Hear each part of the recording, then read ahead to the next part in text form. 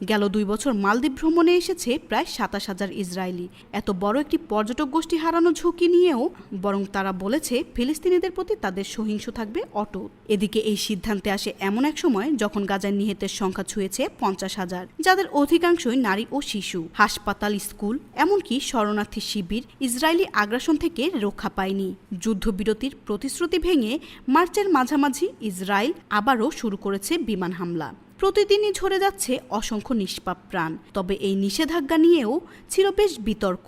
ক্ষমতাসীন পিএনসির কয়েকজন এমপি বলেছেন এই সিদ্ধান্ত হয়তো একটু বেশি কঠিন হয়ে গেল।